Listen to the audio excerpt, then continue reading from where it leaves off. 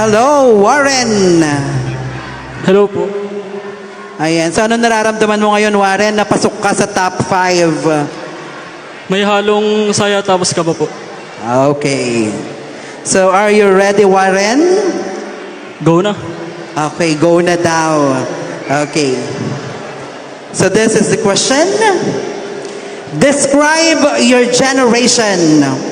What is your generation's biggest challenge? And as Mr. San Manuel, how will you conquer this challenge? Again, describe your generation.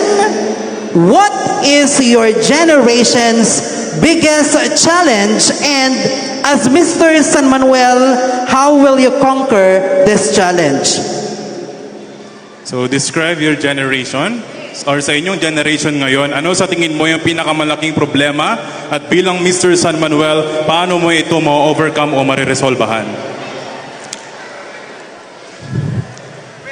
For me, ang pinakamalaking problema ng isang estudyante sa ngayon ay ang kakulangan sa oras sa pag-aaral.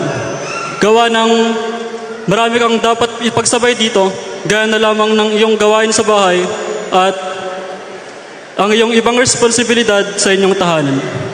Bilang isang Mr. San Manuel, I think mas solusyonan ko ito sa pamamagitan ng pagkakaroon ng isang time management na gaya ng aking ginagawa upang sa gayon ay mapagsabay natin ito sa ating problema sa paaralan at mas mamanage natin ang ating time nang sa ganun ay hindi tayo mahirapan. And I thank you. Thank you. Candidate number Number 12.